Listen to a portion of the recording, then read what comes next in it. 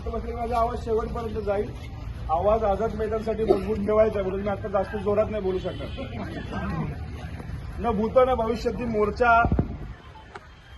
आज आपण आझाद मैदानला काढतोय हे सगळ्यांना माहिती आहे. जेवढे इकडे त्याच्यावरून दुप्पट तिप्पट ऑलरेडी पुढे गेलेले आहेत. आपण सगळे एकत्र जाण्यामागचं प्रयोजन हे आहे की सगळ्या महाराष्ट्राला कळावं की इतक्या मोठ्या संख्येने रिक्षा आणि कॅब चालक आझाद मैदानकडे कूच करत आहेत. अत्यंत शांतीमध्ये वाहतुकीचे सगळे नियम पाळून अशा प्रकारे आपल्याला तिथं जायचं. आपला रस्त्यावरती मोर्चा नाही, आपला मोर्चा आझाद मैदानच्या आतमध्ये. आपल्या शिस्तीचं पण दर्शन अख्ख्या महाराष्ट्राला झालं पाहिजे की गोरगरीब कष्टकरी कामगार आहेत पण अत्यंत डिसिप्लिनमध्ये एका लाईनीमध्ये वाहतुकीला अडथळा न होता आपल्याला आझाद मैदानला पोहोचायचं आहे. जेवढं जास्त आपण इकडं शिस्त दाखवू, नियम दाखवू, तेवढा जास्त प्रत्येक ठिकाणचे पोलीस अधिकारी आपल्याला कॉपरेट करतील. त्यांच्या मनातली धाकधूक जाईल की एवढ्या मोठ्या संख्येने गाड्या जर का एंटर करतायत तर त्या कुठल्याही वाहतुकीला अडथळा करणार नाही हे त्यांना आत्ताच दिसलं पाहिजे.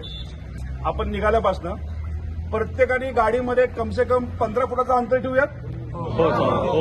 एवढा प्रण करून जायचे की जोपर्यंत रेट मिळत नाही तोपर्यंत पुन्हा यायचं.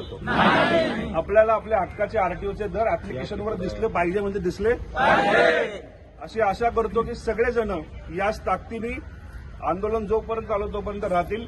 आपण डॉक्टर बाबासाहेब आंबेडकरांना मानणारे, संविधानाला मानणारे कार्यकर्ते आहोत. आपल्या हातने एकही बेकायदा घटना घडली नाही पाहिजे.